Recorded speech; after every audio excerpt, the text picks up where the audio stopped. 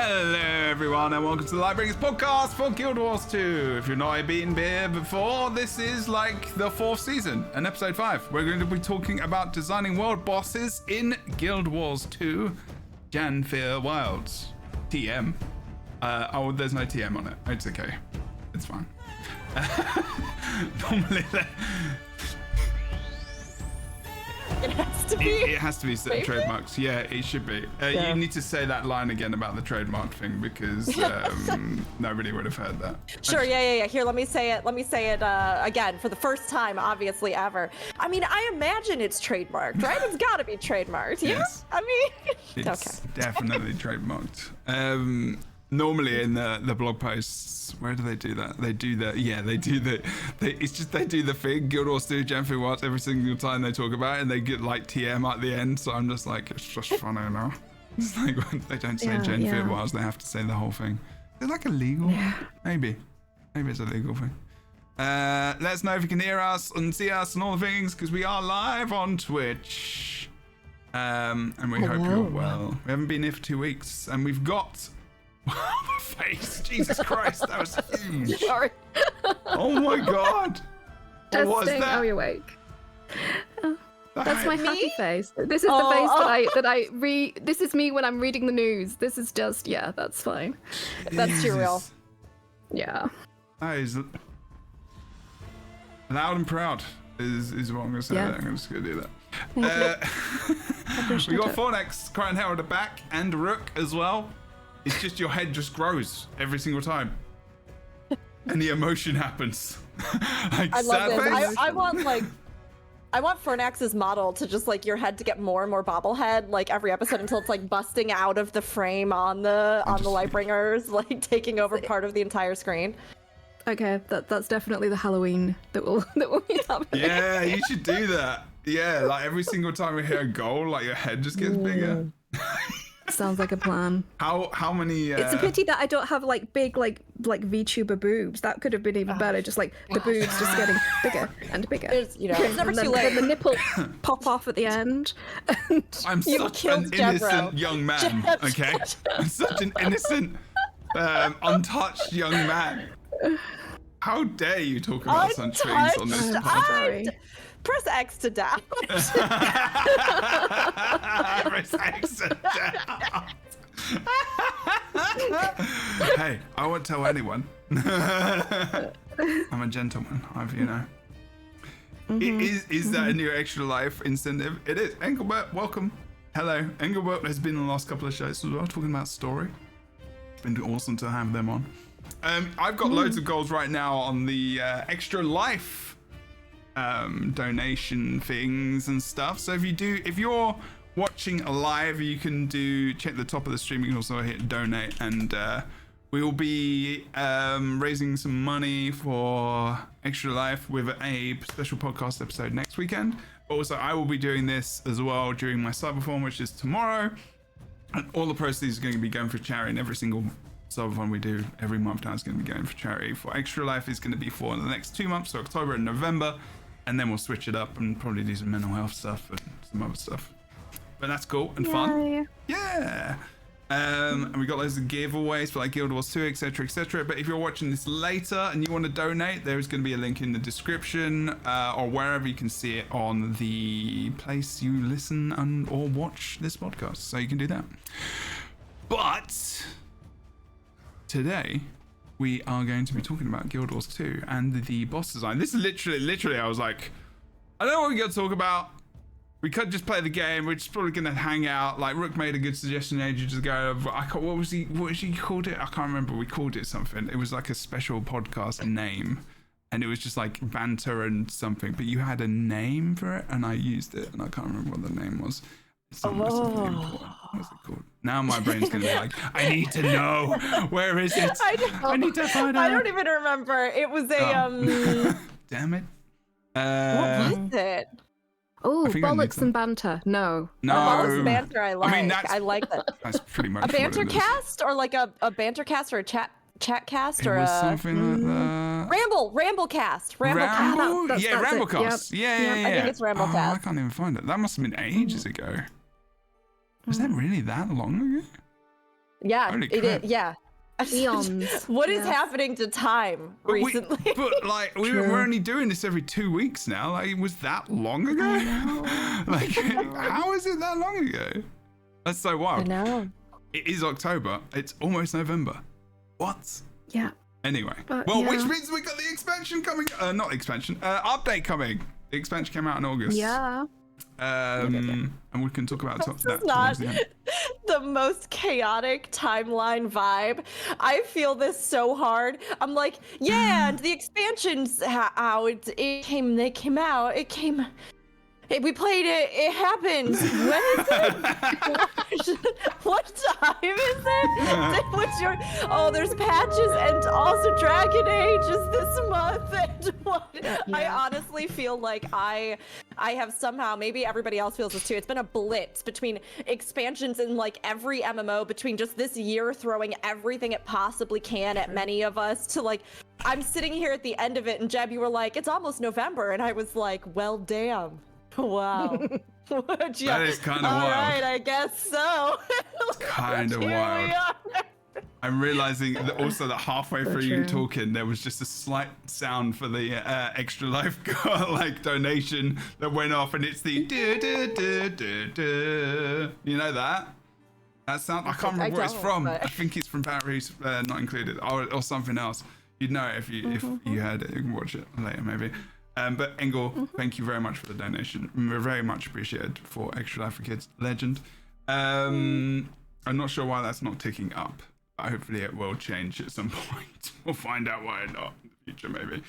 Okay, we're going to go through this. And also, Engelbert Meow is doing cursed cosplays for Extra Life for Kids. And if you didn't see the copter they did recently, it is truly cursed. They did. It is truly cursed. Like, it is amazing.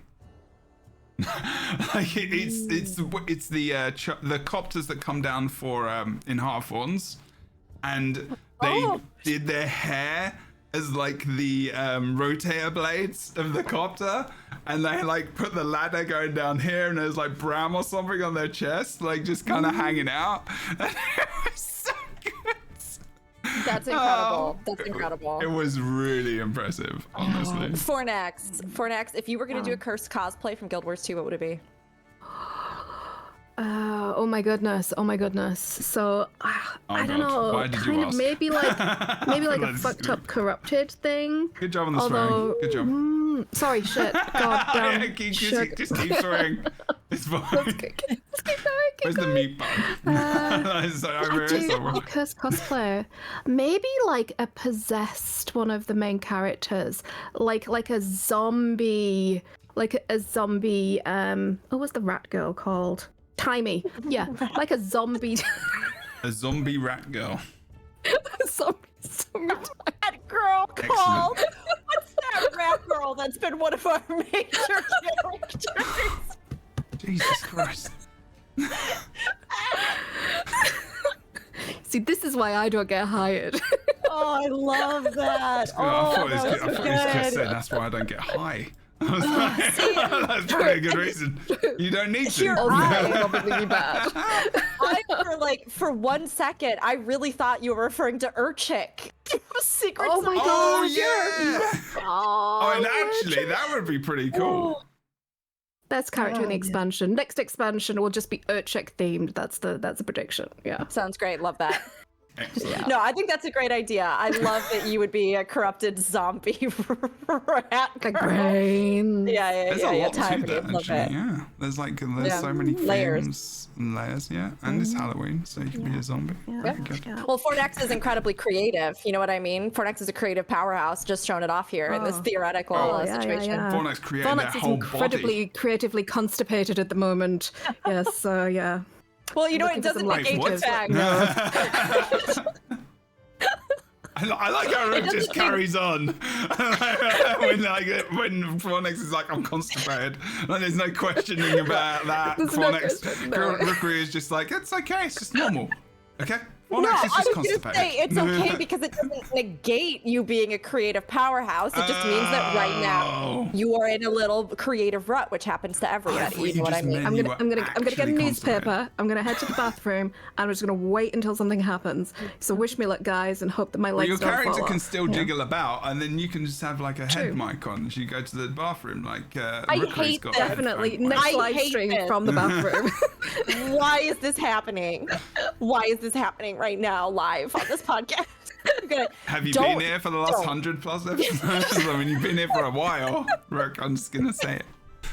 I mean, it's true, you know, it's true. But I like to think that even with our syphilis jokes and Oh, our Jesus Christ. absolute buffoonery, that we're still above doing the podcast live from our bathrooms. You know, I like to think that at least Are that's we the threshold. there? Are we there? That dildo of consequence hasn't arrived yet. I have actually put that as a Right. chapter in one of the episodes, but it's the DOC. It's called the DOC. Coming to you live, the Lightbringers podcast, now from our toilets, where while we wave around the dildo of consequence. Oh God! Just waving it around. We're all just waving it around. Now available on the Lightbringers store. You can purchase the dildo of consequence and have your Coming to a real store one. near you soon.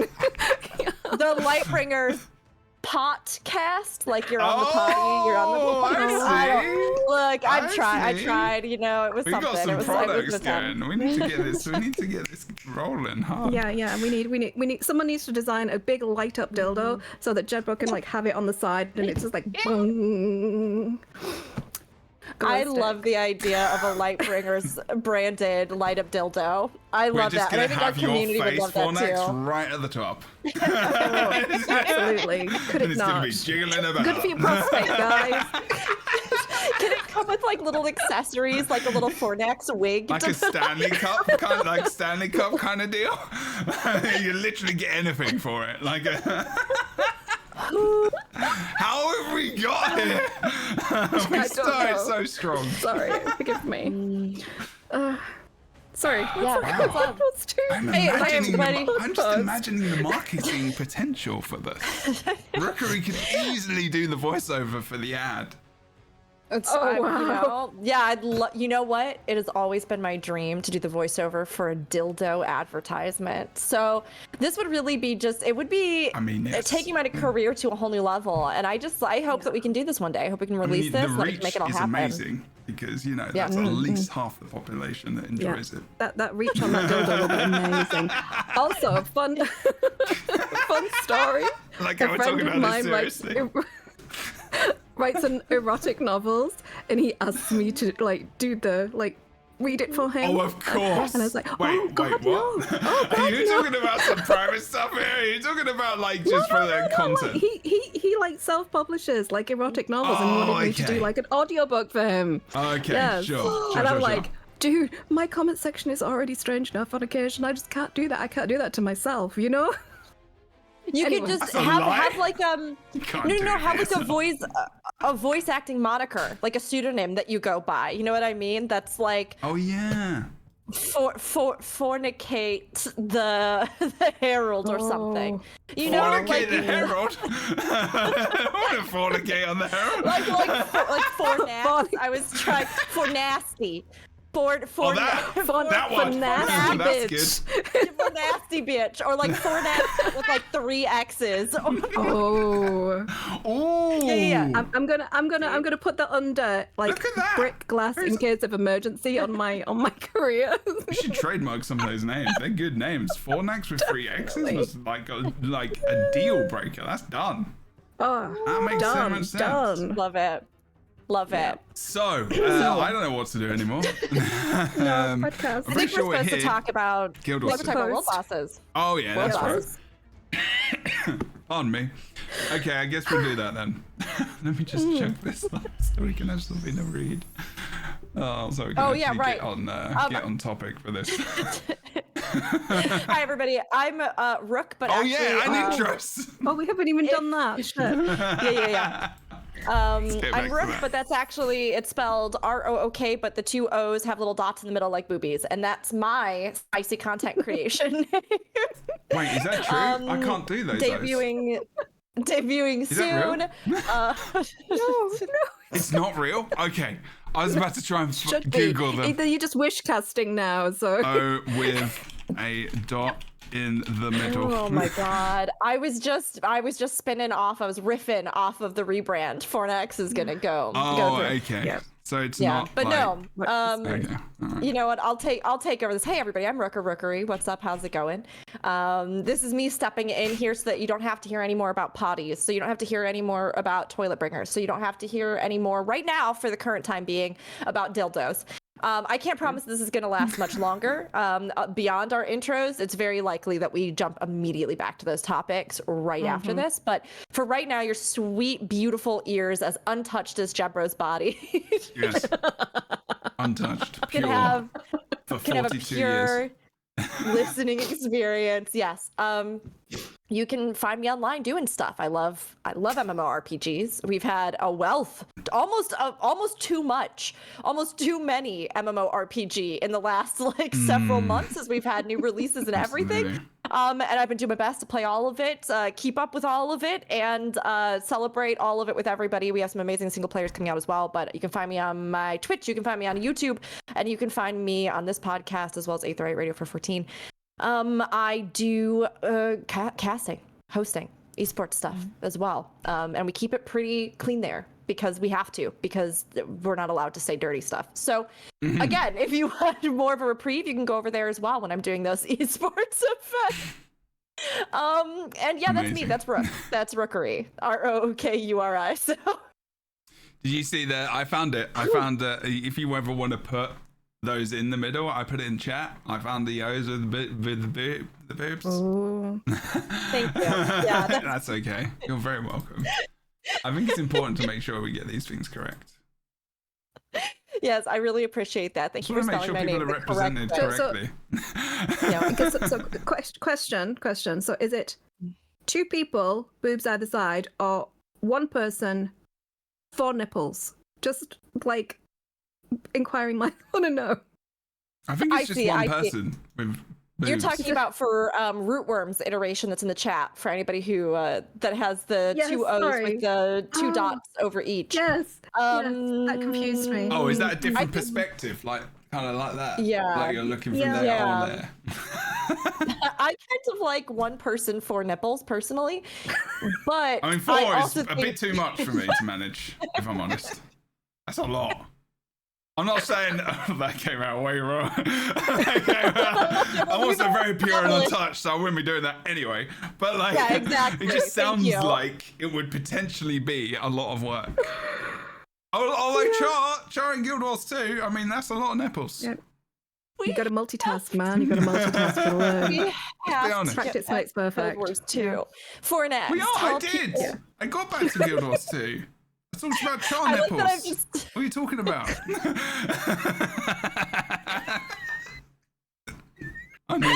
I think I needed this.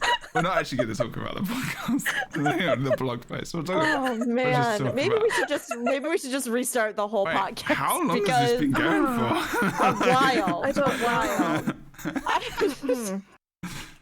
Wait, is it up Would you like to tell everybody who Yeah. you are and what you do? Yeah. How do you do Hey, that? I'm Fornax, incredibly clean content creator. Oh, wow, you're really fucking True, testing the true. water now, aren't you? I almost put the dildo of consequence in one of my videos last week. Anyway, it's fine. I didn't. I just restrained have it myself. floating My partner was around. like, dude, you can't. Yes, you can. You can. Pretend it's like a worm or something. So I make content over on YouTube. I still am planning to stream over here, but I'm a bit nervous because I don't know. I bigged it up in my head, so I don't know. I'll get over the hump eventually.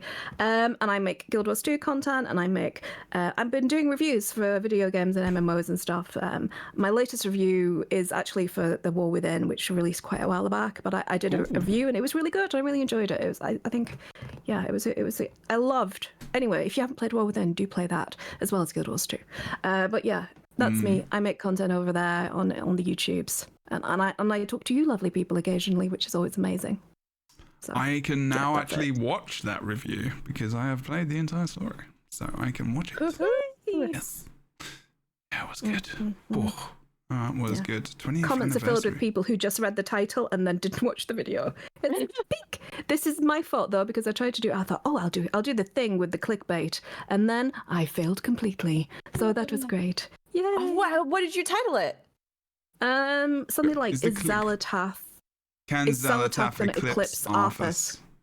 Yeah, Arthas Menethil. He's like a huge You probably got character. in the people. world. You probably got people Oh. telling you that Arthas is the best ever because he is. That is quite correct. Yes. They Yes. are correct. But He if- is amazing. Yeah, but in fairness to me, it's contextual to the video. It genuinely Oh yeah, is. If absolutely. you I mean, actually I would have watch gone the in there video- and just given you a load of crap immediately in the comments. No, well, I would as not you have done should, that at as all. is I your wouldn't have done that internet at all. right. You know, I wouldn't have done that. Well, but then didn't you succeed at the clickbait title? Because even if people come in Exactly. to yell at you, that's what clickbait is. And like, that is Pose, engagement yeah. as well. And whether or not it's Yeah, positive or yeah. negative, YouTube don't care because they're not going to ban Well, them. my algorithm's all fucked up because of the fact that I usually make Guild War 2 content. So when I make off-topic content, it can be whoa. And it kind of messes up my algorithm. But I've decided that the algorithm can go fuck itself. And I'm going to make content that I want to. You accidentally So- punned there. Did I? Yeah, it's Aw, accidentally whoa.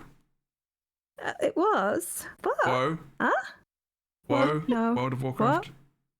What? It's accidentally whoa. Oh, Okay. Okay. sort of, Jeb. Kind of, yeah. You can take me aside and explain it to me later. It's fine. Yeah. Oh my And God. you should introduce yourself as well, my love. Yeah. Yes, Jebro, it's your turn now. I tried to host this.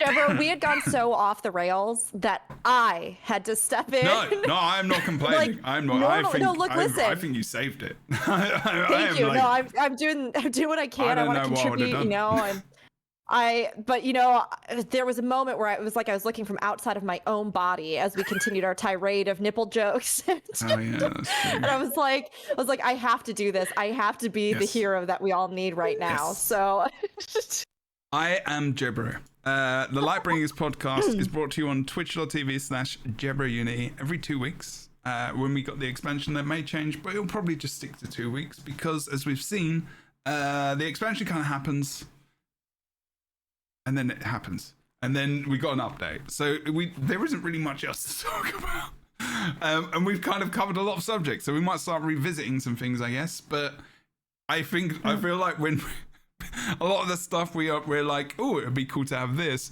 doesn't really happen. Like guild quests and like guild missions and guild halls and all that kind of stuff is kind of doesn't matter anymore. so we might come up with some new stuff, and you never know. But we're on iTunes, Spotify, YouTube, all the things. Also check the description for a charity link if you do want to donate. To that, we're doing Extra Lives for Kids for October and November. So please make sure and chuck a donation, and I'll be doing a stream as well where we get to giveaways and you can be aware and present for that if you'd like to. Please follow our wonderful people, Greer and Vornax as well. And you can follow me on Twitter and all the things, Jebro Unity. And also Blue Sky. Get your butts on Blue Sky. It's better than the Twitter. So, designing world bosses in Guild Wars 2. I'm going to continue the tirade. No, I'm not continuing the tirade. I'm going over to this. We're going to read through this. This came up literally today. Wasn't sure what we were going to talk about, but then this came out. Thank God.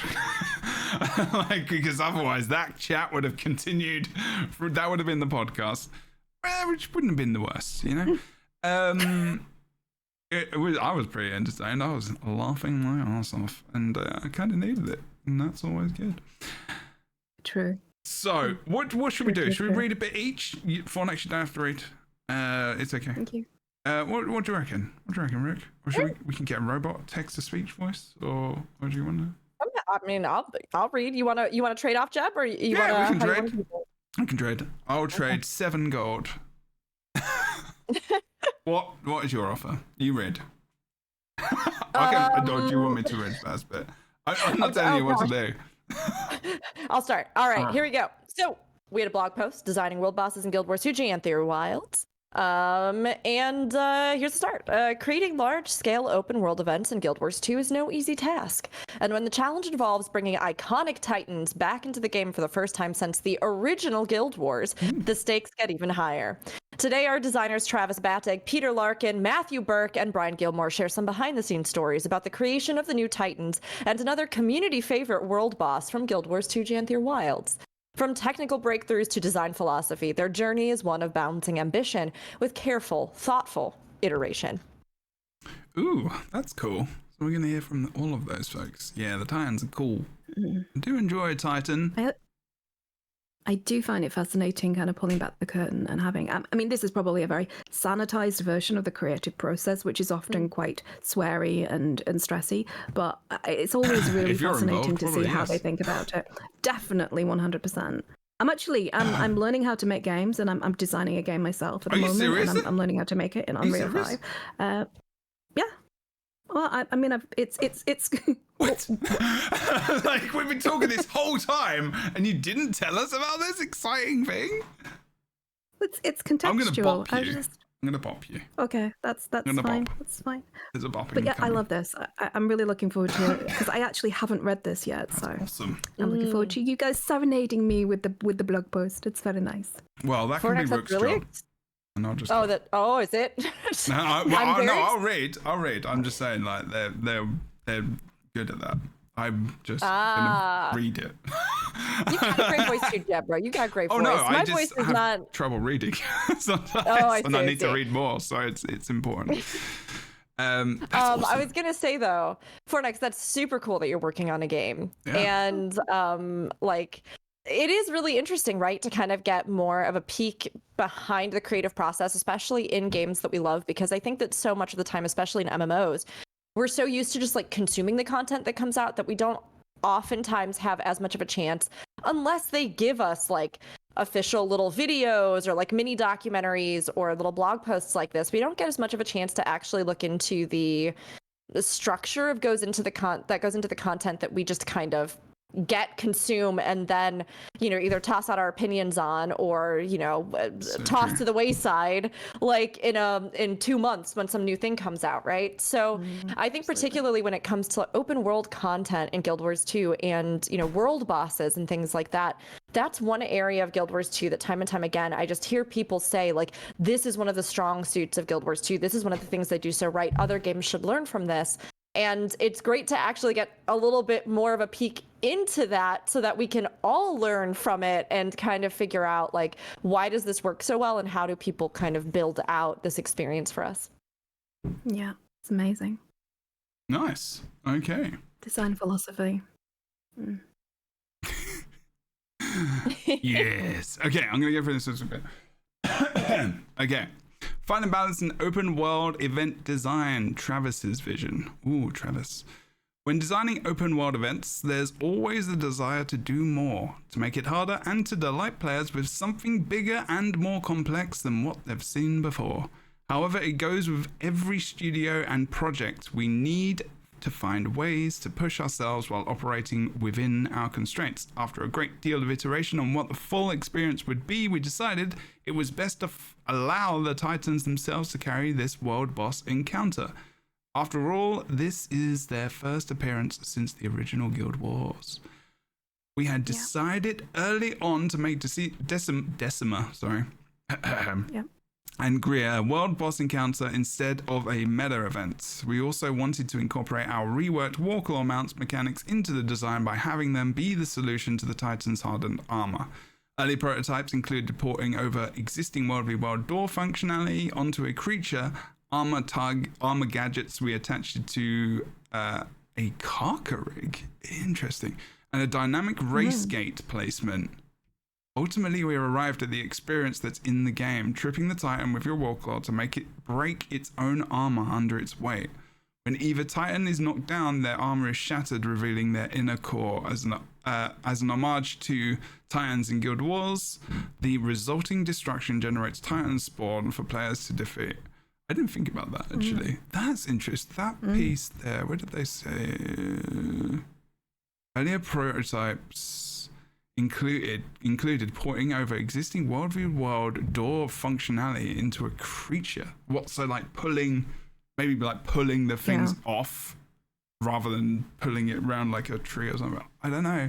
That would have been interesting to see something around that. So the door functionality is basically all the keeps have very sturdy doors, and when they first put in the World v World cats, when they first put in the Warclaw, those cats were designed with that purpose in mind. So you'd gather resources, and then you'd harpoon the door, and then you'd spend resources to pull down the door. Now, because MMO players will like spreadsheet the fun out of anything, it was deemed that it was much quicker to just use like 17 battering rams.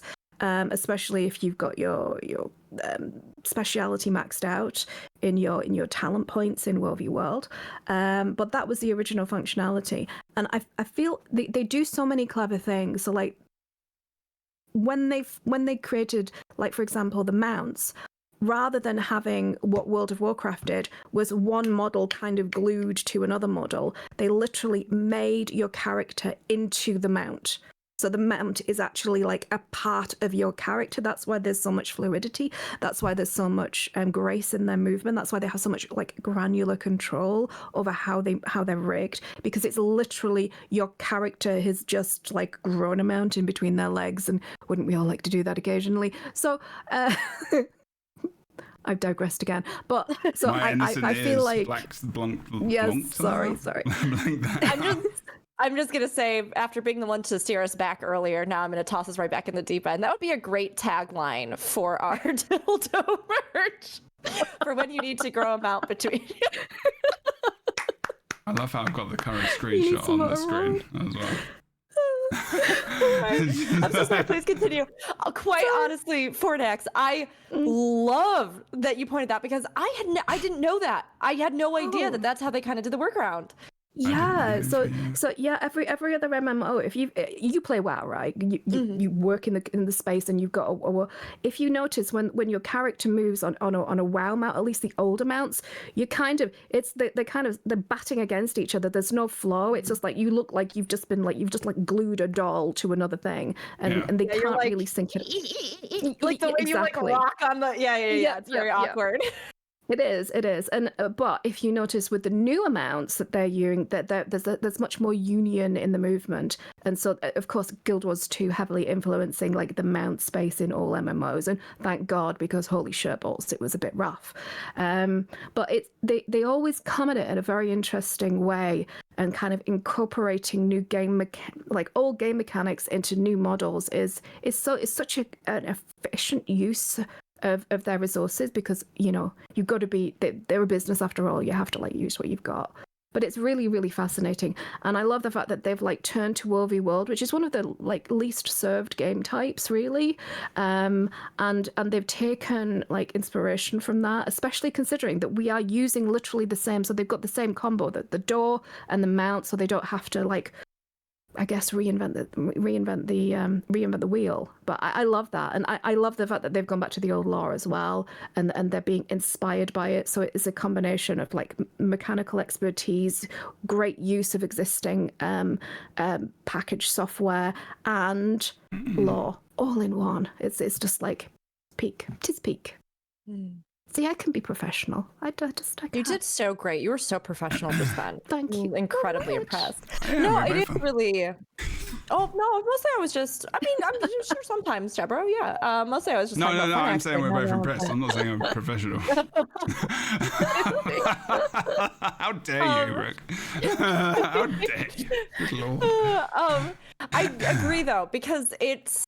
A lot of times when we are thinking as players, right, we think that if we get something in the game, like a new mechanic, a new thing, right, a lot of times we're just like, oh, they must have created this from scratch, right? Yeah. But like you said, a lot of, I think as you learn more about game dev, whether or not you're in it, a lot of what actually is happening is that like somebody was like, okay, you've got a rubber ducky, you've got 5 rubber bands, you have a bunch of Skittles, and I need you to make a mount that can chain to a tree and like pull something down. You know what I mean?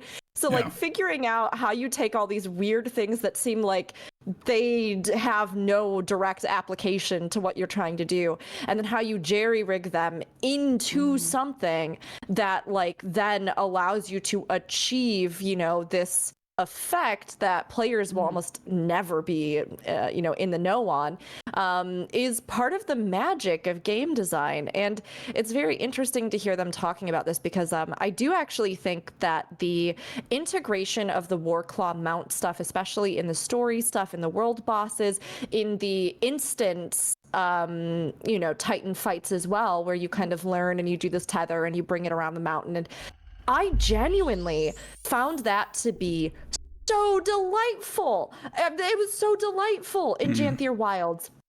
And it actually felt like they were building out, you know, here is this mount that we have repolished. Here is its context in this world. Now you get to use it creatively, even in that little thing for homesteading and other stuff like that.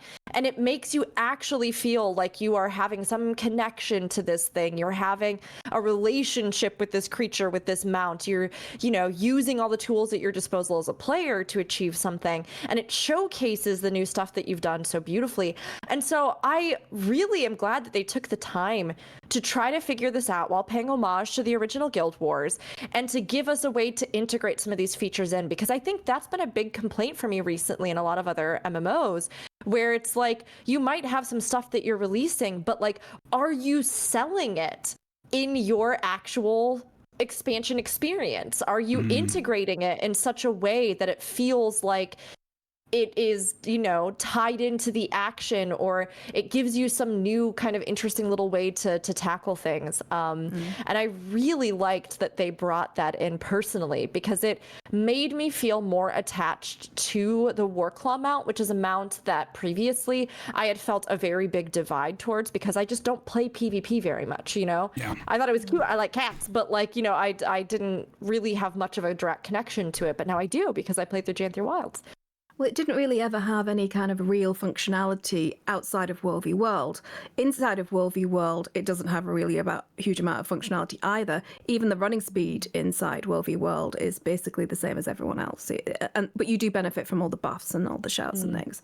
But I know that we talked about this on the podcast before, but just to like kind of like retread that ground, I was talking about, I'm kind of worried that they're just going to lean into like the flying mounts, and they're going to just like ignore the ground mounts. And I was really hoping that they would do an evolution. Like you said, I think that, I mean, I guess we're going back to the story, but I think that the opening salvo where we go through, we get attacked by the Warclaw, and we have that story moment in acquisition as well. I think they're doing so much work to kind of ground everything into the lore, into the story, into the experience, rather than just dropping. I feel like they did just drop a few things the last expansion that they did, but now they're grounding everything into the lore. No one's just handing you a Warclaw mount so that you can have fun with it and do your mastery tract. Now you have to earn it. Now you're committed and emotionally involved with it because of the story, and I think that's fantastic. Wicked. Should we move on to the next bit? Sure. So, yes. Yeah. Sound good? You both Yeah, wrap right. things up well there, I think. I don't need to really add anything else. I'm good. Okay, Breathing sweet. bit? Yeah, sweet. Yeah. Sweet. I love talking about this stuff with you guys. It's amazing. Oh, it is. It's so fun. Whether we're joking, whether we're making dirty jokes, or we're talking deep insights into the design of games, this is why it's so much fun to do the Lightbringers. Yeah, so next up, breathing life into Decima, Peter's design goals. The early concept art for Decima was inspiring, and the idea that she would use conduits in some way struck a chord. As a Titan, she incorporates elements of her environment to form thick, rocky armor made of crystalline structures reminiscent of pyrite. As the Storm Singer, her conduits allow her to manipulate the weather by generating and storing large amounts of arcane flux, a hybrid of air-attuned and raw arcane magic. Decima's rocky, hefty appearance isn't what you would expect from a creature capable of generating and manipulating storms, wind, and lightning. This dichotomy was fun to work with and informed much of her design, especially her love of squashing things. A key aspect of Decima's design is her massive beam attacks that fire from the conduit built into her left arm. However, matching visual effects to rectangular attacks of arbitrary length is tricky. Decima is so large that her beam attacks couldn't shoot directly from her arm, as they'd be too high up and off-center. To solve this, we used an invisible creature to act as an anchor for the beam attack, allowing the system to dynamically scale the beams to almost any length. This will become much more relevant in the upcoming raid. Ooh. Interesting. Wow, it's so interesting how they have to like jerry-rig these things together to make them work, but we don't see them because they're just not visible. It's just so smart. If you're wondering where bugs come from, ta-da! Yeah. It's just really interesting how, like, especially when you work with old code and old stuff, like you have to really kind of patch and add and plaster over and use old things to make new things work, and it's just like it's ingenious, really. It's just engineering, isn't it? It's just like in every kind of respect is wild. It's like the necessity is the mother of invention, right? So they have the constraints of their engine. Yeah. So what can they do within it? How can they creatively use things? How can they, like, making invisible mobs so that it makes sure that the effects hit the players and they hit the players as they need to hit the players. Yeah. The thing that I appreciate is the fact that, so if you don't know, Titans don't have a look. They don't have like a standard set form. In the law, in the old law, they reflect the environment that they're in. So if it was an oceanic environment, they would take on that aspect. If it was a rocky, like tundra like we are here, they take on this and this kind of aspect. If it was in the desert, they would have that aspect. So they are more like energy, specifically. Yeah. Basically, the law's a bit complicated, but they adapt to their environment so that they can be very prosperous. And so, for example, there are in the old law there's rock ones, but there's also lava ones, which are the ones that the Flame Legion worshipped as gods, which was all part of Kilbron's manipulation of the Flame Legion. I mean, but they're respecting the law rather than making her like this this elemental lightning like rocky kind of Thor. They've stuck true to the law to have her grounded in the environment that she's in, and they've done workarounds with it. So it's just a bit of nerd lore for you there. Grounded. No, I love it. Good job. You're doing it. You keep doing it. You don't even know. No, I agree. I mean, I think that they did. This is something that I just feel has really been their strength with not just Janthier Wilds, but that we've seen throughout a lot of Guild Wars too, when it's really at its best, right? Taking these concepts, or even taking established things in the lore, and then kind of acknowledging and integrating those, as well as not necessarily like mitigating the scale of the threats in the world, but finding ways to work with it, right? Like world bosses, open world bosses are something that many games kind of struggle with because in theory, if you're in a huge open map, you want the scale of the enemies or the world bosses that are on it to be something that's impressive, that's cool, that feels like it has impact, right? But when you're also trying to load in a whole map and a bajillion players and all kinds of other stuff, it oftentimes means that they have to really kind of narrow it down, or, you know, try to limit certain parts of it or aspects or the size and scale or all sorts of things, because the game will lag or stutter or graphics will be an issue or the amount of players rendering will be an issue and all kinds of stuff like that. And Guild Wars 2, I think, has always done a wonderful job with their world bosses. While there are some where sure, like there's more notable, there have been things where the graphical update has helped or other stuff, right? Like the DX update, I should say. It still has been a game where they really leaned into, like, if we have open world metas, events, and world bosses, then we want them to have the impact that they should. And so this consideration with the Titans of their lore, of the environment that they're in, of how their elements reflect their personality, but then also about how their size size and scale creates a mechanical, challenge for them, even as it creates dynamic interactive impact for players, is really cool to see how they do this, right? Because I'm sure there could have been a discussion where they were like, oh, they're too big, so we could just shrink them down so that the laser is better or whatever. Yeah. But to instead be like, okay, they are meant to be huge, they are meant to be a big threat, they are meant to be these massive things of the earth, they are literally called Titans. Yeah. Let's figure out how we can make this invisible thing that's going to actually target the beam at the correct level for this like size disparity and all this kind of stuff. I think it's really clever, but it's also just really cool to hear both from the technical side but also the thematic side, how they wanted to breathe life into these creatures that are not humanoid, right? And that are rather these elemental kind of accumulations, and how those elements can convey different aspects of their nature, personality, stuff like that, which is really cool. It's cool to hear their thoughts on it. Yeah. I also think it's interesting the back and forth, the pull between the storytelling and the lore aspects and the practicality of making a boss and making it functional and making it visually represent what you need to for the encounter. Because a lot of games, for example, at the moment, World of Warcraft is having its 20th anniversary, and they've resurrected a load of old open world bosses. So they've got the Dragons of Nightmare out there. They've got the Shah of Fear. What's the Doom thing? Doom Lord. Sneaky robot that used to murder you in the second expansion, the Burning Crusade. I have been murdered by him several times. He just like appears behind you out of nowhere. It was amazing. It's kind of impressive for a 40-foot robot, but a lot of the time, and I love these guys. World of Warcraft is my heart. My first love.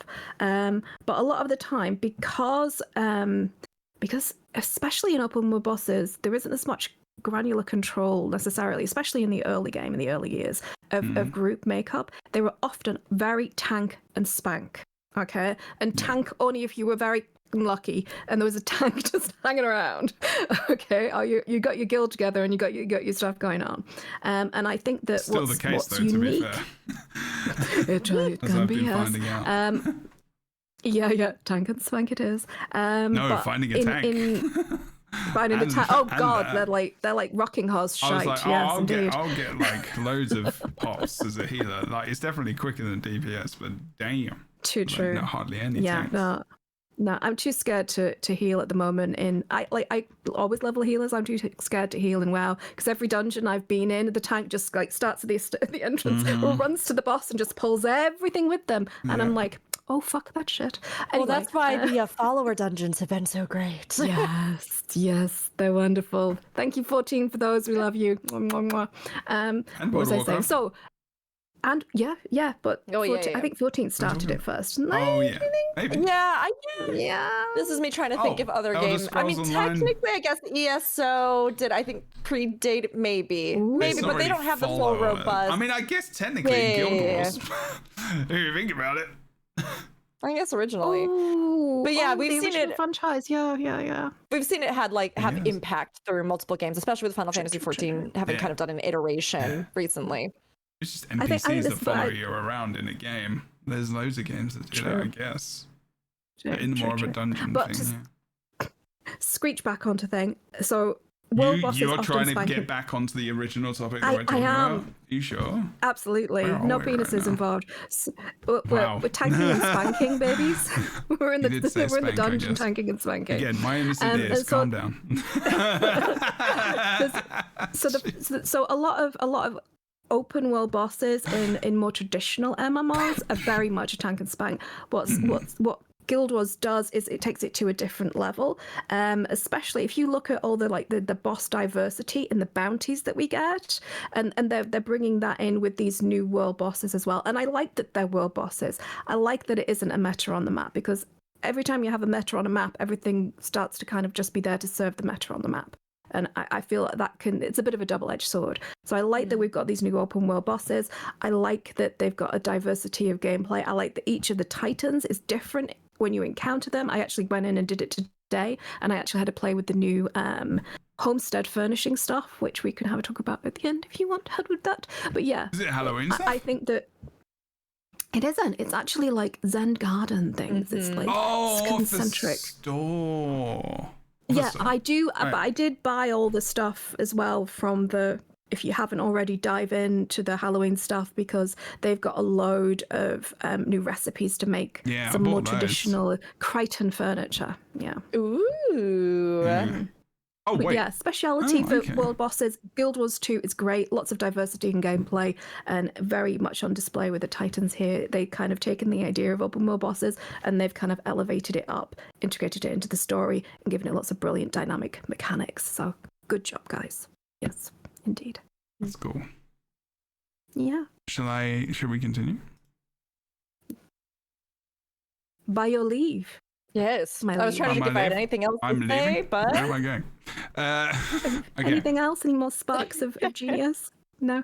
Oh, one thing. God. One little additional Coming thing. back. The idea of dynamically scaled beams having some sort of relevance in the upcoming raid is interesting. So it does make me wonder if... I bet you never thought you'd say that sentence in your life. Dynamically scaled beams. Right, like, well, we knew that... This is me thinking back. Okay. We knew that the new raid was going to be essentially an extension off of a meta, correct? So. And I'm trying to remember specifically, was that meta... I don't think we knew it was going to be one of the Titans, though. I think maybe we assumed. They said it was going to be part of a map world event, right? That we could do as a raid. So like it makes sense that it's the world boss thing as a raid. Well, but is it, or is it? I thought it. I don't know. I thought that's how it was described because they said it was going to be an open world event that then will be used as a raid. Yes, but I'm trying to remember personally if it's something that is like a raid version of what we already currently have in the game, or if it is its own, like an upcoming meta or event thing, or I'm curious. Because whether or not it is some sort of reiteration of like these bosses, or it is something beyond this, because like I kind of got the impression a bit that it was like a different meta that then was going to be scaled. So whether that's other Titans, whether that's some other kind of entity that uses something like this technology that allows these beams and stuff like that. I'm very curious because that's fair. I mean, this is our first little mention, perhaps, of any of the mechanics in the raid. And I'm curious about how they can take that difficulty, like, up even more with things like dynamically scaling beam lengths and stuff. Ooh. You know what would be interesting? It's not the size that matters, Rookery. Okay. Okay, thank you. Yes, all right. Please go ahead, Forna. Keep telling yourself that, sweetie. So, Sorry. well, interesting. I was going to come out at some point during the stream. I just had to pop it in. Sure. Go on. Interesting thing. So, spoilers for anyone who hasn't played the story. Although I think that we're in a kind of. I think most people will have played through the story by now.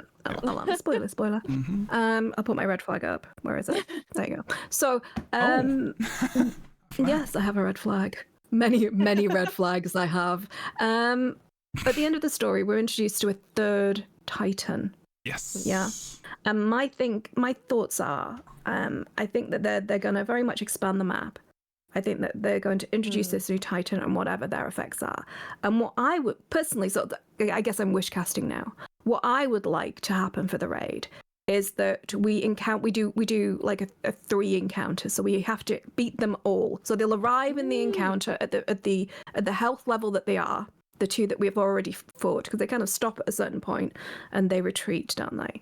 And then we have a 3-way encounter, but where I would like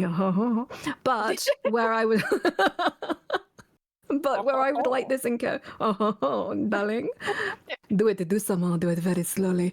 But what I would really like, we have a little ménage à trois situation. I see. No, please continue. Jesus, what's happening in here?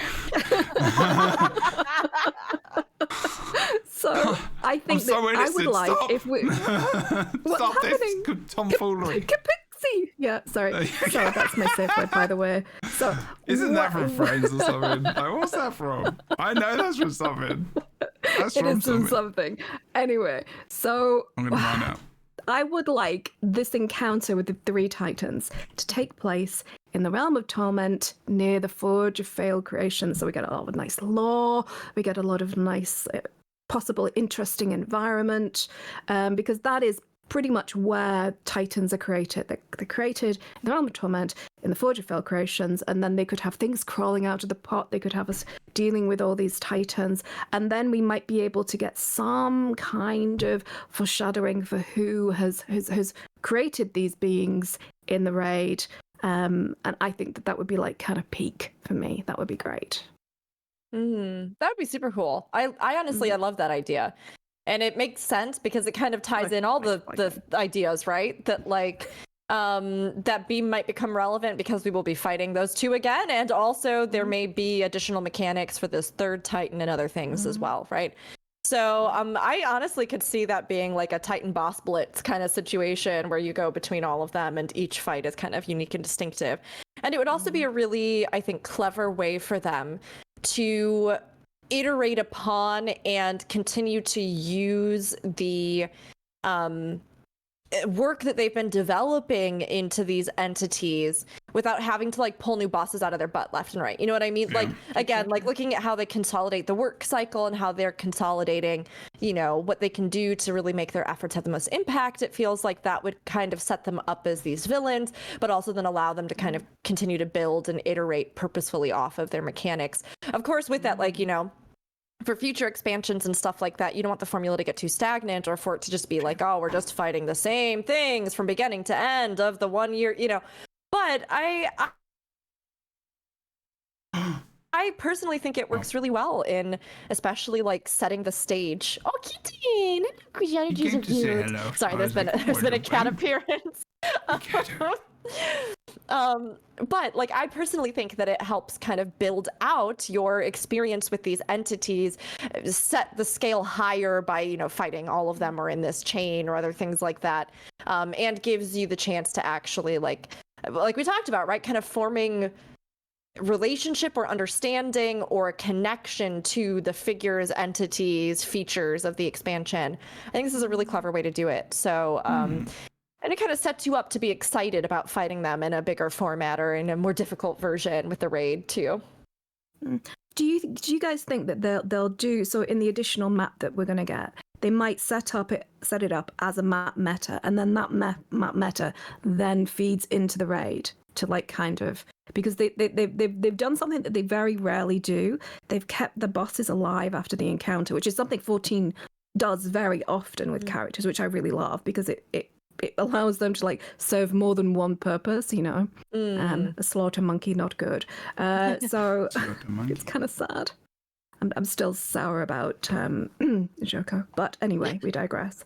Everyone is. If you're not, then what kind of a human being are you? I know, it's so sad. But no, I would like them to like set up the meta, because I feel like it does need a meta at some point in the kind of formula, and I feel like they did say something about that. So I'm feeling like we might get the meta with the additional map, and then the meta leads into the raid, and then you have a nice narrative, nice gameplay flow. That would be. I agree. I think that's what it's going to be. And whether or not like the meta itself will kind of like set up the lead up into it, or I think even possibly be like, because they kind of described this in something we were reading previously, right? Where it almost seems as though the raid is going to be the meta, but just like a raid version that has some additional moments and some like extended struggles with the boss fights and other stuff like that. So that they're kind of almost doing, like you brought up the 14 kind of reference, right? They're kind of almost doing something like that, where you have like the normal version of a raid story, and then the like savage version or the difficult version, the prog version of it. Except that in Guild Wars 2, the equivalent here would kind of be that like your normal version is going to be more like this like large scale meta kind of event, which might be in its own like instanced area kind of thing or something. And then you'll have this like 10-man raid version of it.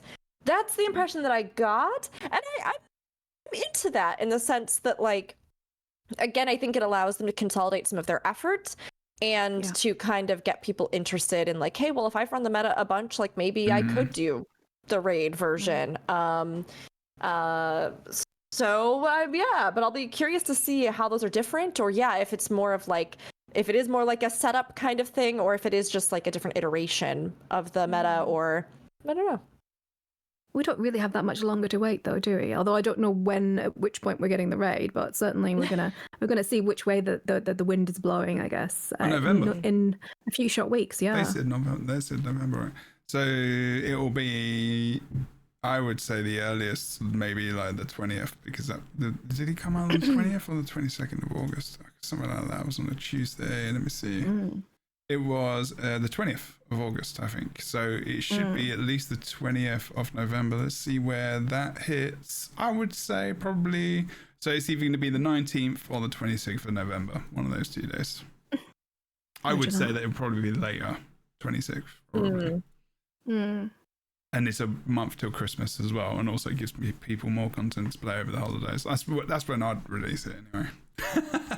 Makes sense. It's still technically 3 months-ish, it's right at the end of the month, so they can have a nice break for December, hopefully. But then they've got what would be December, January, February. Yeah, Feb update. Update for my birthday. I'll take it. Thank you. Birthday. Okay, shall I read I'll read the next bit. Okie dokie. Let me put this over here. Making Greer distinct. Brian's creative process. I love all these names. It's like I'm just waiting for the next one. Bob's perspective. I love it. With Greer, the Titan of Rot, our goal was to embody the theme of decay without life. Throughout the encounter, Greer's ideal world would be what you would find underneath a kicked over log. Yeah, rot without regrowth. Interesting. Who wrote this?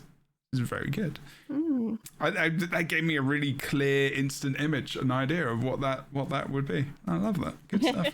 A key aspect of Greer is his ability to corrupt boons, a mechanic usually not found in open world content, which adds a new layer of complexity for players in the PvE setting. Having a world boss that uses a player's own strength against them encourages different builds and strategies, such as utilizing abilities that can cleanse conditions. Ooh, I mean, yeah, okay, that's why they're going. This makes sense just before the Bog Queen as well. With the Titans, we also introduced mechanics to the open world that were more commonly seen in strikes and raids. For example, to avoid Greer's rot eruption, 3 players have to stack up in the same spot, or decaying forms will burst up from the ground and impale them. Earlier versions of this attack would simply target the players who were the furthest from Greer, and while that did keep ranged players on their toes, it left no room for counterplay. In the end, Eruption of Rot evolved from an attack that harassed ranged characters into one that needed to and could be countered by playered action. Is that the one with the straightforward kind of... No, I think that's the beam attack when you all stand in a row. Or is it the same one? I can't remember. I did Greer today, and there is a couple of instances where you get you have a hug mechanic, and I think that's what they're talking about. They converted it so that yeah. We also wanted to make sure Greer and Decima felt different to overcome while sharing some similarities. Both have hardened armor and generate Titan spawn when it's broken. Smart. But while Decima is more of a dance of death, Greer is more of a stand-up brawl. We can't wait for players to experience how Greer's Titan splitting mechanic evolves in the new... Well, now we know. No, I know. I love it. We didn't Here we read go. this before, everyone. We're literally finding out during the video. So I love how there's like, we're thinking about these things and now we know. So it's very likely, if it's not just Greer,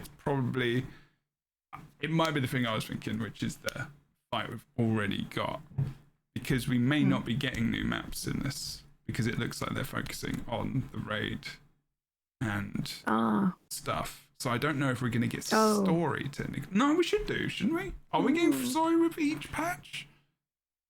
I don't remember. I mean, they gave us, at least with Secrets of the Obscure, right? We did technically we had the 2 big story moments, and then we had smaller supporting story moments. So my assumption would be that for this, yes, we will have story. My guess, however, would be that it's likely going to be frameworked around this meta or raid. That that meta or raid will be itself a big plunk of the story, and then there will be some framework of narrative on either side of it. Maybe what and Fornak said with it. maybe with Fornak, the continuance of the map. Although I think Kroof said something rightly last time. We were talking about, I'm not sure if it was last episode or episode before, about the map not necessarily continuing, because they did say they were going to actually split them up. And their original intention was probably that they were going to extend, but now they actually aren't. But they might with this, and they may just add a little bit extra for the boss that we just saw, and then have the other maps. So it might just be like a third of a map, like not a third of a map, like a little bit of extra map. So it's going to be interesting to see. Does that make sense? So like, I'm sorry, I didn't mean to do with misinformation. I really didn't. I genuinely thought that they were adding to that. No, we don't know. We don't actually know, but they could be doing that. I'm trying to find on the wiki, because they'll often tell you what you're gonna get. So you'll get 3 maps with this thing, you'll get so much in that. And I'm just trying to find. Because they switched what they were gonna do. They said I'm sure that they have said. I'm sure that they have said what they're doing with this. This is, I mean, it's kind of part of the problem too with having like a lot of like big dense blog posts kind of things. It's sometimes sort of hard to be like, okay, wait, did I read this? When did I read this? What was the post that was specifically about this thing or that thing? Or did they announce it with the new roadmap, or was it? I don't know why this isn't a video again, like as well, like just or just accompanied by one with the guys talking about the different things and interviewed. And I mean, I know, like, work from home and stuff, like, folks, it doesn't sound like everyone's still in the studio, but, like, just for a day, like, bring folks in, record it. Yeah, I think it would be nice. You can even do talks remotely and do, like, like webcam capture kind of talk sort of things. Although, of course, it's perhaps a little less polished, yes, than, like, bringing people into the studio or something. But, I mean, all of this to say, I do think that, like, they've probably said what it is or what they're planning for this. But I just don't remember it. I don't know if we find it, we'll find it. But it is something where we know we are going to get some kind of meta. That meta is going to have some kind of iteration with the raid. And yeah, here it seems to confirm that, like you were theorizing, Fordax, it might be a menage a Titan. So we might have the 3 Titans in sequence or in tandem or in different combinations to some degree, because it definitely seems like they will be building off of the base mechanics that are introduced in their world boss state into the raid itself, or the pre-raid version, the raid all versions. Yeah. So I'm on the site at the moment. So it is exactly as you said. The new raid will comprise of 3 encounters available for the first major release in November. So we're getting the raid next month. And then the story will continue. But I think that where I got my knickers in a 3 encounters for the raid. So I don't know whether that's 3 individual raid bosses. I don't know how they're doing it, because it's a raid, so it's not just going to be like a strike where we just go in and kill it. So we could be facing them sequentially, and hopefully we'll end up in the Realm of Torment. And I think where I've got my knickers in a twist is the Homestead. So I think the Homestead is actually the additional map. So because it's a massive area to develop, isn't it? Do you think so? So instead of getting, I think so. I don't because want that to all be I like- can see, because I can see the Lowland Shore, I can see Janthea Sintra, and I can see Hearth's Glow, which is the homestead that is mentioned in the wiki. And normally, for example, when we got the previous expansion Secrets, they literally told us we were getting an additional map at the end of the story. So I think I've done a misinformation. So bad Phonex, naughty corner for me. Well, you know, we just have to. Don't punish yourself, right? We're all learning. We're all figuring this out because Too many expansions are releasing all at once, and the information is starting to overlap. Exactly. There's way too many expansions releasing, and we've only switched to this yearly expansion cycle for one previous expansion, right? So, and they've changed a lot since that. They've iterated upon what didn't work for Secrets of the Obscure, and they're refining now, and, you know, much more successfully in Janthea Wild. So, trying to figure out, one, what the new norm is going to be, and two, if there will be an established new norm, or if they will adapt and adjust, right, what we would consider to be maps, features, etc., based off of the stuff that they're releasing, right? Because Homestead technically does have its own map, and it has a ton of other features and design and interior and all kinds of stuff, which is huge. But do they count that as a map, or do they not? If we're getting a dragon, what's the word I'm looking for? The one that's the Jormag Primordus fight. Dragonfall? Dragon Stand? No. Too many dragons. I'm trying to remember what it's called. You know, though, it's the one it's instanced, right? It's like an instanced mini meta. Okay. You know what I'm talking And about? they're firing each other. Yeah. Dragon Force. True. I actually kind of like that. Let's go Dragon Force. Dragon Storm. Storm. There's Storm Storm, with dragons. There's only two. It's not really a storm. It's more like a splatter. So Which is if they're fair. She's not Chop Liver, you know. She is a small dragon. I'm just saying. It's another menage a trois, the dragon. Oh my true. gosh. So Wow. if Surprising. you know what, if I had to pick it between a Menage a Dragon and a Menage a Titan, I'd go Menage a Dragon every day. Surprising no one. That's not surprising, no. No judgment here. Wow, we're getting into some dragon porn right now. Everybody on YouTube or other podcasting apps, let us know in the comments which one you would like to be.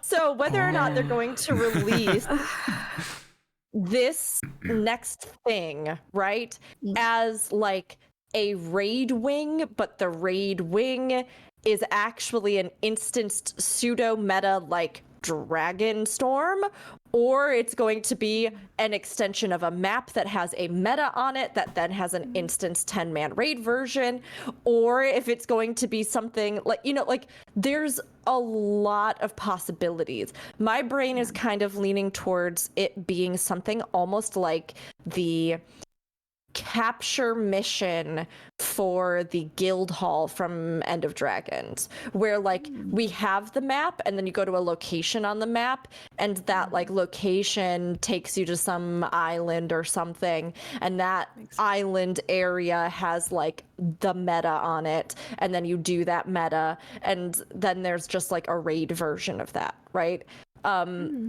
Now what would I, as a player, like? I like the maps, and I like map metas. So, like, I would like to get more of these maps and zones because they've been so good this expansion. And I would be happy if they added another map, and that map had its own meta, and so on and so forth, right? Like, but I just don't think that we really totally know right now how they're going to handle it. And that's not anybody's fault. That's not anybody's failing. It's just that, like, we are literally learning as they reveal this to us, you know? I mean, I think about Mythrite Gambit as well. So you have like a whole subterranean world once you go through the portal. So if there is some sort of portal event, because the third Titan did kind of appear out of a cave, so we could chase the Titans into a cave, and then portal to wherever they want us to go. Yeah. Because I feel like we're going to get a raid. Because it's not a strike mission; it's a raid ring. So we're going to get 3 bosses or three encounters, however they're going to spin them. And I'm kind of hoping that it will be like the Titans, but I'm kind of hoping that we're going to get the kind of a bit of a skirt lift and a bit of thigh shone for the big bad who sent them. So that's my hope. It'll be Greer, Decima, and the other one, I think. I know, you're probably right. It's just Yeah. It would make sense. Probably right. That or Ritlock randomly just betrays us and becomes a Titan or something, and they take over his body, and there's just bits of him like within this beam of energy, and he's like, I'm gonna get you, Logan. Sorry. I mean, we did kill his son. I'm just like, let's be real. Listen, I have never been more convinced that Jebro's been working on a secret fan fiction project than I am like right now. True. I would fight that boss. That sounds like a great boss. Someone gets like a Titan is inside. Wow. Okay, I'm gonna stop that because Crown Herald is gonna come up. It's like a Turducken, but it's a char inside a Titan. Oh my god. The Rise of the Bog Queen, quick, Rook. The Rise of the Bog Queen. All right, the Rise of the Bog Queen. Before Rise we of the lose Bog Queen ourselves. design journey. When we began research for Guild Wars 2 Janther Wilds, we stumbled upon bog bodies and used them as a point of inspiration. Bog bodies are basically mummies preserved in peat bogs, and we decided they would be reanimated due to the maggots infesting them. The event chain started with the idea that you would be running around and squishing the maggots while riding on the Warclaw. After several iterations, it evolved to requiring the players to dash through the maggots to stop them, which was more interactive. Once that system was ready, our attention shifted to designing the source of these maggots. Enter the Bog Queen. To bring the Bog Queen to life, we started with the Risen Priestess of Lissa model, which hadn't been much. Our character art lead, Adam, did an amazing job updating and altering the design into the creepy visage you see in the game. We also upgraded her animations, which allowed her to hover as she commands her army of maggots and bog bodies. From there, we wrote some voice lines for her summoning poem, like squirm and infest, rot and decay, find a new home all soft and warm. It's time to join my jubilant swarm. Then our narrative lead, Indigo, fleshed out an incredible backstory for her with the help of some other talented contributors. We won't spoil anything, but be sure to poke around Janther Sintry if you want the full story. We also played around with the idea of having the Bog Queen sing her voice lines during the maggot summoning, but ended up deciding against that in the end. Patty Matson, who also voiced Patha, absolutely crushed it performing as the Bog Queen. We love giving her 9 feet tall monsters to play. Overall, the whole team rallied. The whole team really rallied. So is around Rook. the We're going to Bog get Queen. dirty in a second about Bog Queens. I know I can feel it. Anyway, Look, I'm just carry on. Calm down. My innocent, untouched ears will have none of this. I'm sorry. We're going to well and truly pop your cherry today. Sorry, darling. It's gonna be okay, Jebro. Don't worry, we'll be gentle. Overall, the whole team really rallied around the Bog Queen, and we are delighted to see that she's become a favorite of the Take Guild the Wars 2 quagga. community. Take the quagga first. Take it. It's more innocent than me. It's worthy. Sorry. Don't want your stinky quaggan. What? Oh my god. Continue. She wouldn't be the success she is without everyone working together to make it happen. Shoutouts to our map artists, design leads, QA, and the music team. The Queen of Merc track is unbelievable. Ooh. Oh, wow. That's amazing. Wait. Oh. Queen of Merc track. It is good. Her music is awesome. It's really good. I'm gonna play it now. Underneath while we're I kind of, the only thing that I think that they missed a bit, I guess it may be a bit Dark Souls-ish, but I mean, you could imagine her belly like swelling up and then she's dropping all these maggots out of her nether region. That's probably a bit too 18 plus for the Fornix. Anyway. What? What in the hell? It's the horror, right? Why? No? A bit Sorry. dark.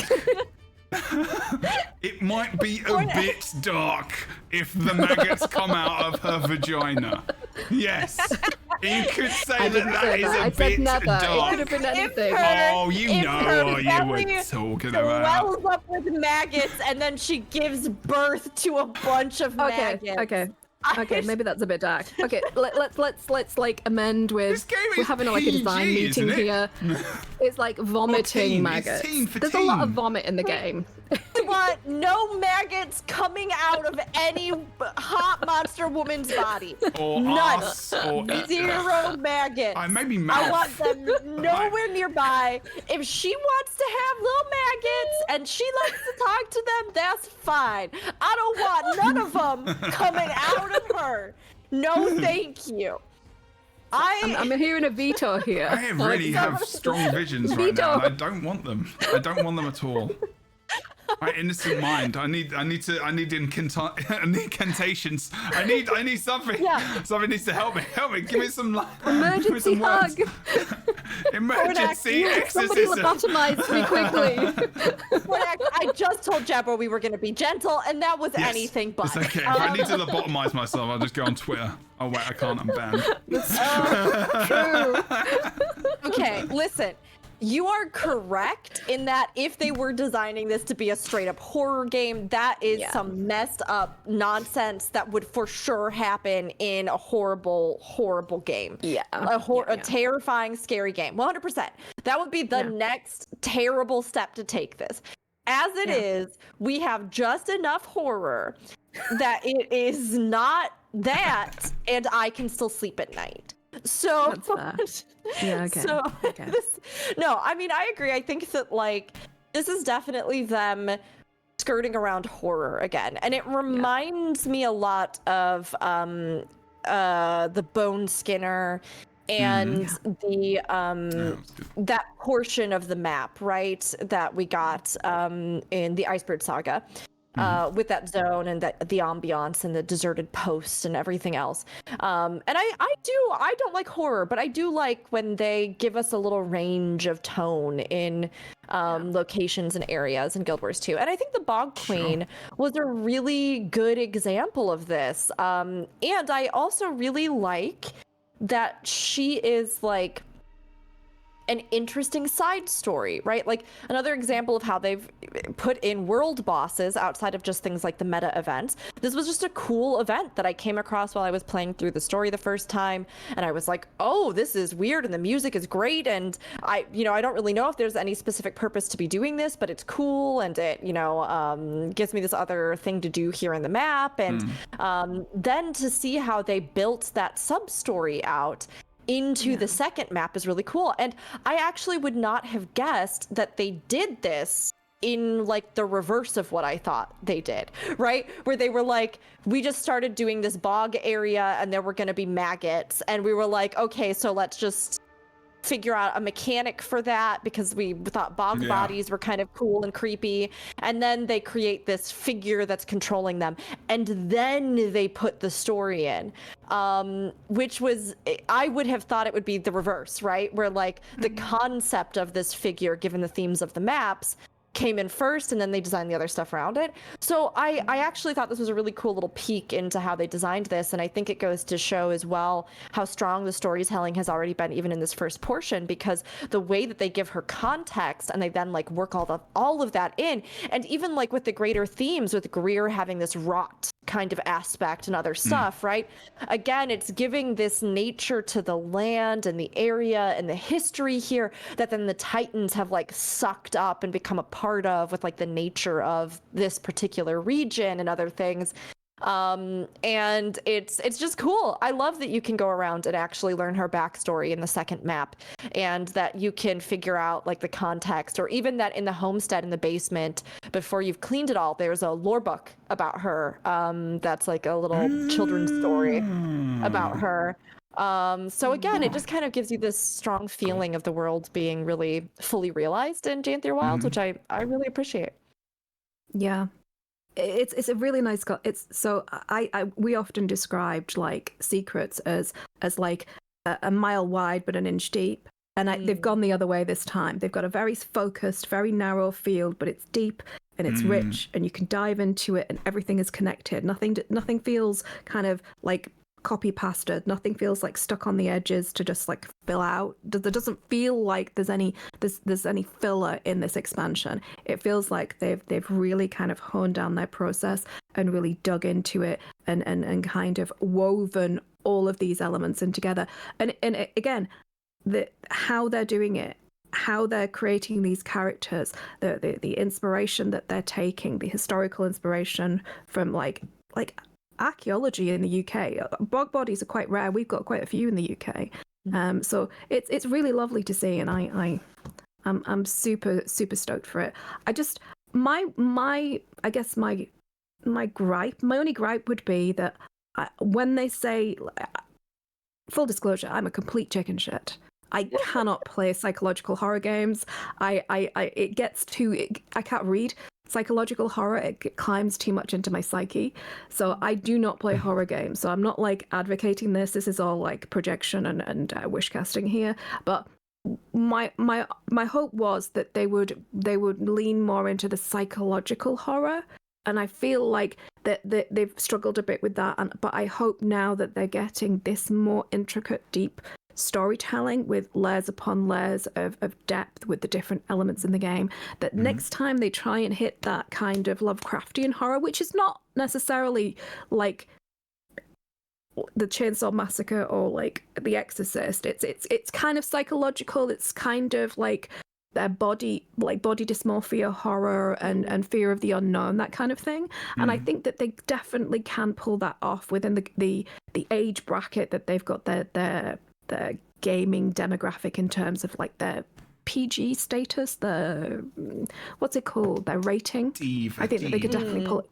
Yes, exactly. I feel like they can totally do that, and I'm really looking forward to these more compact, dense, focused stories going forward. I feel like this has been, for me, like the best thing that's come out of this, apart from the hench teddy bears, is that the fact that they're really getting their storytelling done so much better. Yeah. Don't diss the furries. You wanted to have something very specific happening to the Bog Queen with her Never region. So, I mean, you know. It was purely an aesthetic choice to do with delivering the horror theme, rather than anything to do with that lady's nethers or pixels or whatever's down there. Sure. Her nethers are fine. Yeah, the Bog Queen's cool. I love the Bog Queen. There's been loads of random stuff. I'm talking about the Bog Queen in general.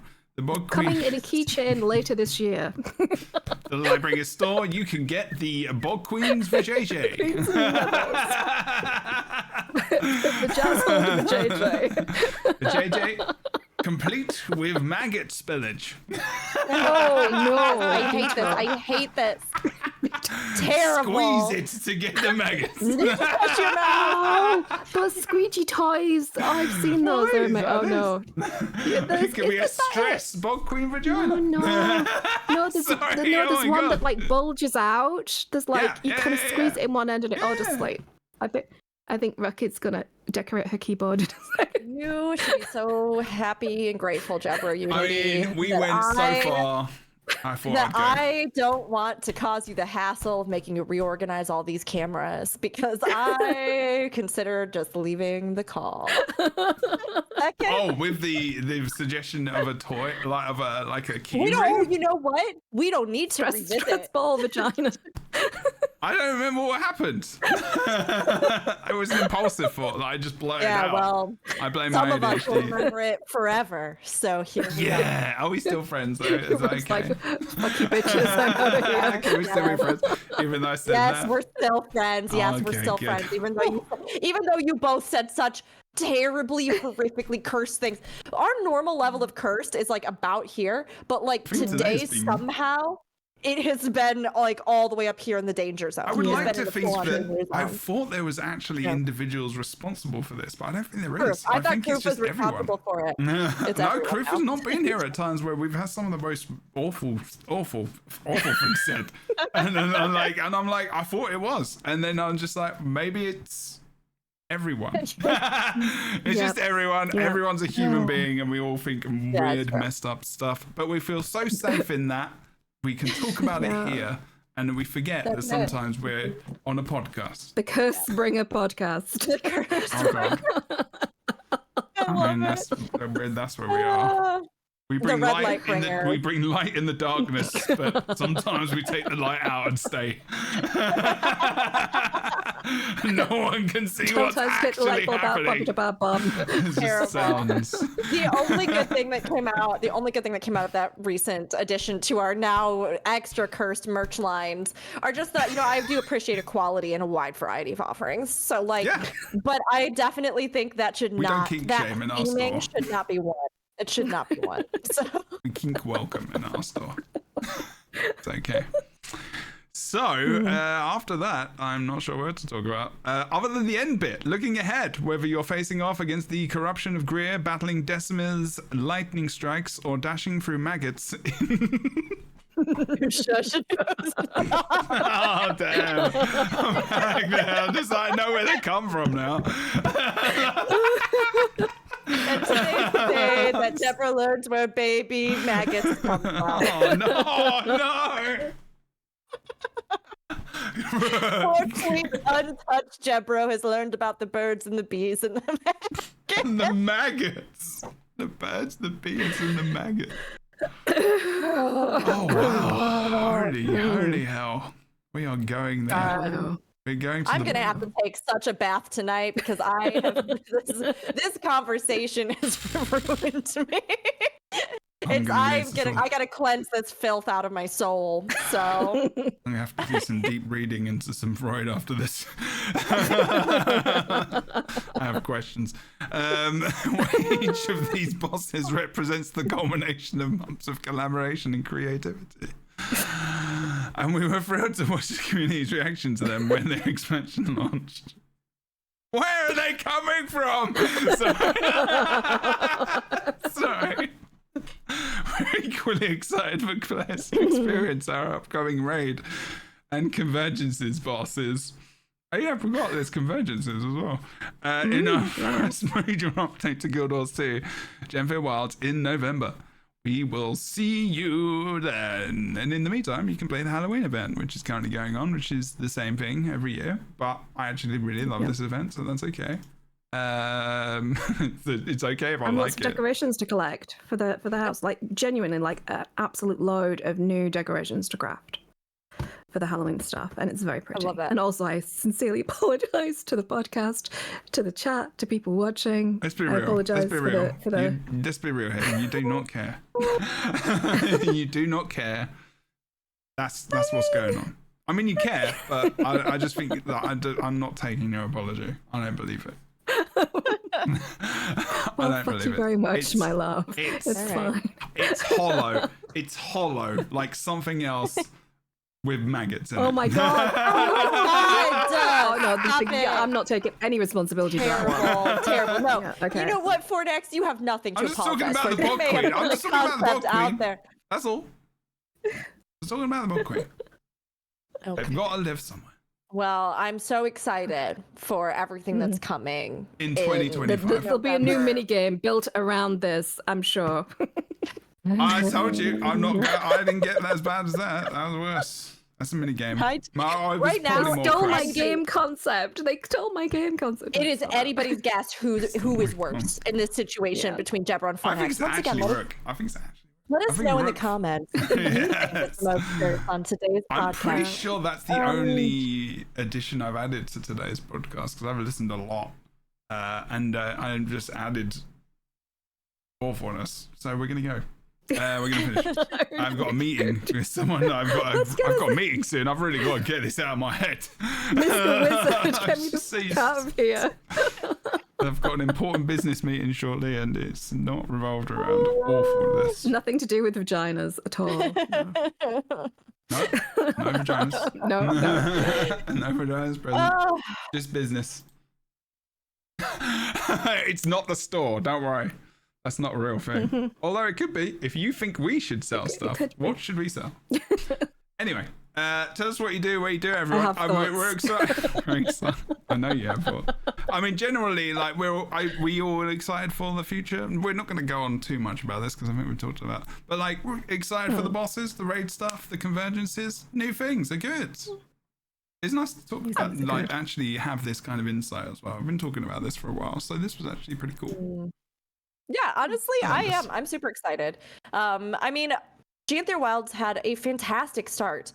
And as we've had these multiple expansions released back to back so quickly in a lot of our MMOs, I honestly think it has made Janther Wilds stand out all the more to me. I think a lot of the stuff that they did in Janther Wilds, from balancing narrative story moments to engaging active gameplay and action sequences, there's been a lot of discussion coming out of other MMOs, Dawn Trail with 14 being very, in some portion of the community's feelings, very show and tell. World of Warcraft really excelling at things like, action questing, but looking as well into now, and I think doing very well in incorporating things like more cinematic cutscenes and moments and stuff like that, that's bringing a lot of the story to life. But I think amidst it all, Janther Wilds really had a chance of getting kind of buried, considering that it was just the first portion of a year-long expansion being released, and one that, coming out of Secrets of the Obscure, we were kind of like,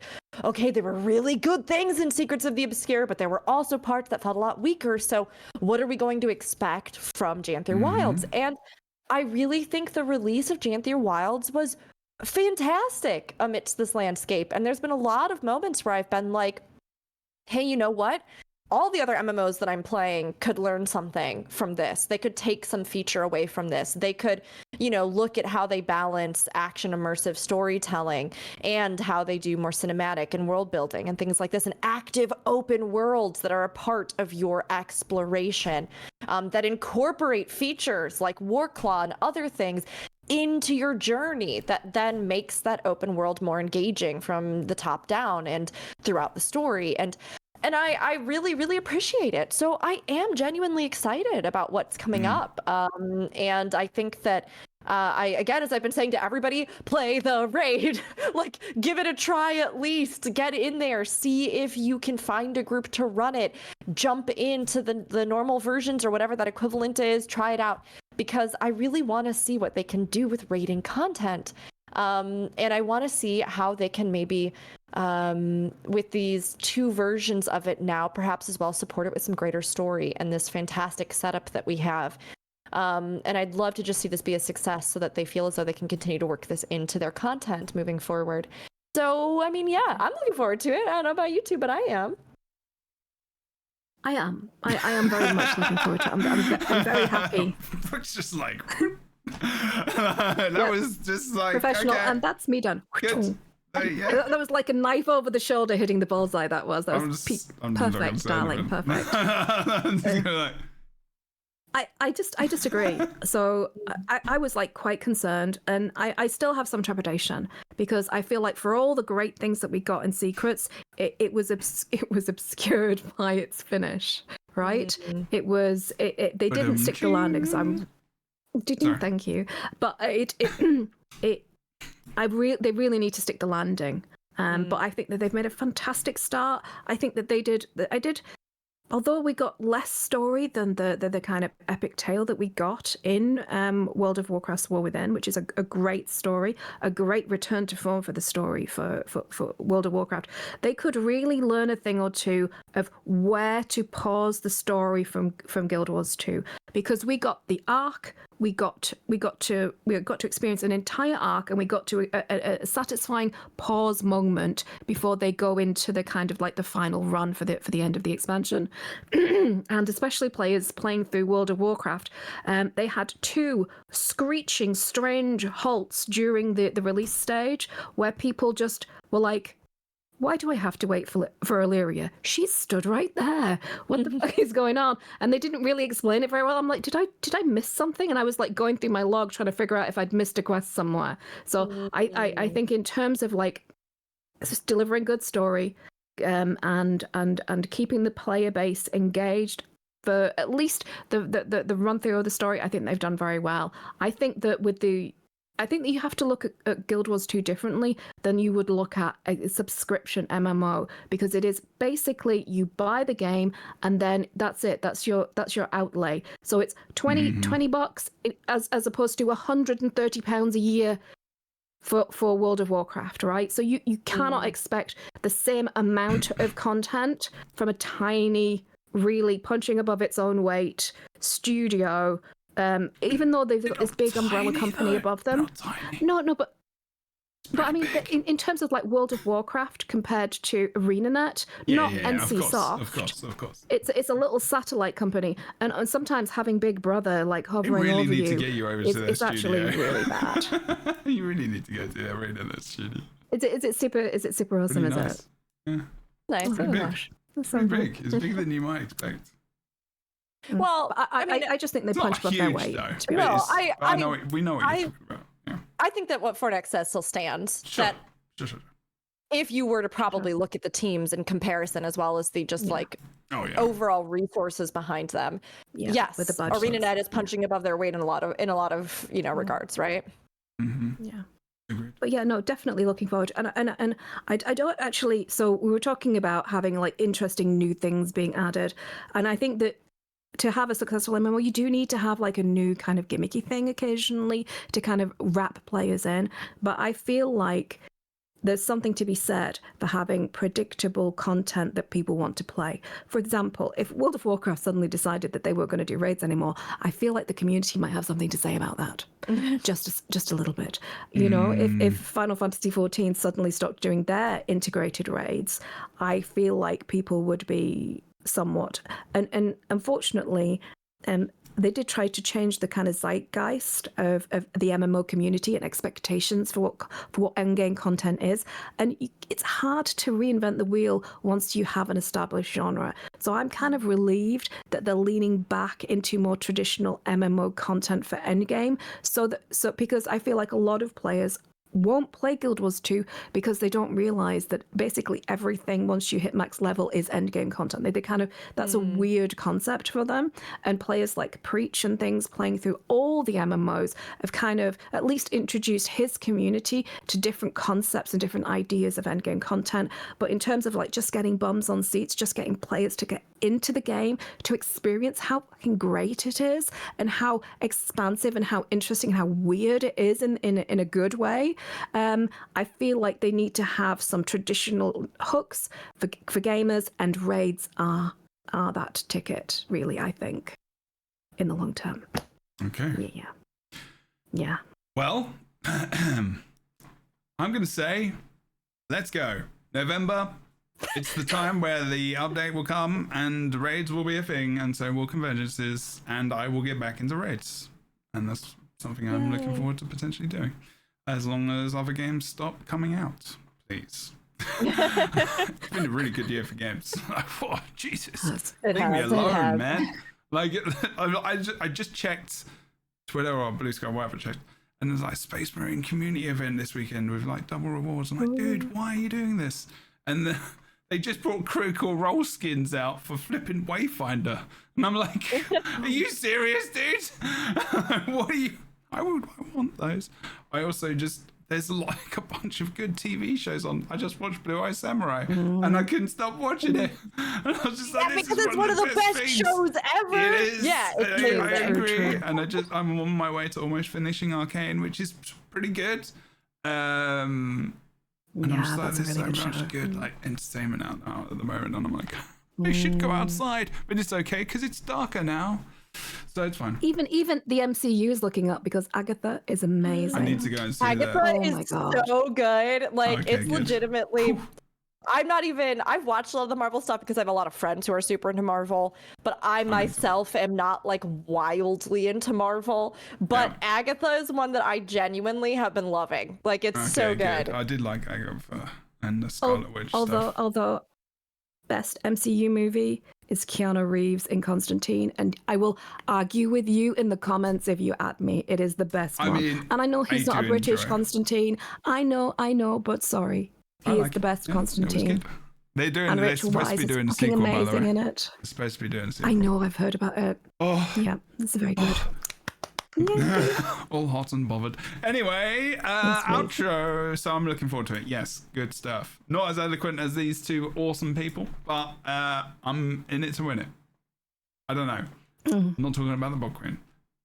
You're the moral compass. I love how Yes, you said darling. that right afterwards. Thank you so much. welcome. Thumbs up today. It's really awkward. Oh, yeah. That's what I do when I feel really, Well, you're the really only one awkward. equipped to do it for us, darling, Oh, so you'll have God. to be the moral compass. Yeah. Sorry. I think it's assumed that I have a reasonable set of ethics and moral code because I'm a therapist. Yeah, that wasn't what I was saying. Gosh, I hope that's a safe assumption to make. It should be. Jebro. Maybe not when we're talking about anything on the podcast, though, eh? I'm a delinquent gamer. I don't know what about you guys. I don't know. I'm blaming all of Yes. these people. It's fine. All of these two people. Fornex says what you do where you do it. Hopefully now. No. Okay, so I'm Fornax, the Crichton Herald. I make content over on YouTube. If you Google Fornax or the Herald or the Crichton Herald, you'll get me everywhere, including on Shutter and Blue Sky. And there's another thing. All the social medias, I'm on there. That's what yes. Please help. Watch my content. Thank you. Excellent. I love you guys. Hey, good job. Lovely. Thank you. Thank you. Short and sweet. Spectaculous. Rookery. Oh, that's a new word. You too, please. Thank you. Hello, yes, I am Rook.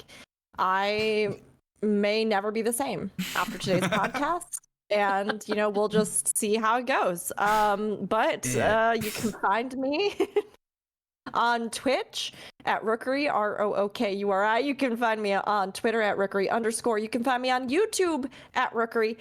I'm probably gonna have to actually brush the Blue Sky off. I'm just at Rookery over there, but I have not done that yet. So maybe I will do it at some point because Twitter is kind of a mess. But if I'm not live Brush on the my Blue own Sky off. channel, Is that what you kids are calling it nowadays? gosh. B-Sky. Sorry. If I'm not live on my own channels, you can find me on this podcast as well as Aetheryte Radio for Final Fantasy XIV. And if I'm not on either of those, you can find me casting, shoutcasting, or hosting a variety of events around the esports space for a lot of the games that we love. Keep an eye out because there are announcements this week that'll be going out about something coming up very, very soon that I'm excited about. And But it's as not always, our it's just- store. and it's not our merch. I'll tell you what it's not. Sorry. But I promise there will be no maggots in places maggots should not be. I like how Kroof came in as well just now. Oh, wow. Like, what the fuck are these guys talking about? But don't watch this episode, crew. Don't go Oh, back. you need to watch this. Nobody. episode, Kroof. Mm-mm. Please. Halloween episode. It's been... Oh. But yeah, that's me. That's me. That's Rook. That's where I'm at. That's where you can find me. Doing the things. Make sure you check out their Yep. stuff for all the announcements. We Rook, will the best of us. I thought you were talking about like the best of us. The show. That was a sincere compliment. I'm not. No. The sincere compliment. I was. Okay, good. I'm glad. Yes. Keep it Love you civil, too, babe. people. Okay. If you want to check out the podcast and past episodes, check out youtube.com/JebroUni where you can find all of the past episode of the Lobcast. Wow, I can't even talk now. This episode. Jesus. iTunes, Spotify, all the things. You can check us out there as well. Please check out in the description the link to donate towards Extra Life for Kids for the next month and a half or so, because I massively appreciate you donating towards that. I'm looking to get towards a goal of about $850 as well as helping ArenaNet get towards their goal as we raise more money for charity. Please do that. Love to you to donate a couple of bucks, a coffee. Maybe not coffee, that's like $12, so that's not even a joke. That's what I was gonna say. Is that a joke? No. In Seattle, you can get coffees or way more expensive money than that. Anyway, see you soon. Twitch.tv/JebroUni every 2 weeks with the Lightbringers on a Friday and maybe some other bits and bobs. Come and join us tomorrow if you're watching live for the Boulder-thon, which is going to be a charity event as well for Extra Life for Kids, where we're going to be giving away new things from our store. Not really. Bye-bye. Oh. I'm sorry. Give money to the kids, but don't let them watch this episode. Do not let them hear that episode, and do not let them hear that Or merch this story. podcast ever. True. Oh Yeah. my Goodbye, gosh. everyone! Yes, goodbye.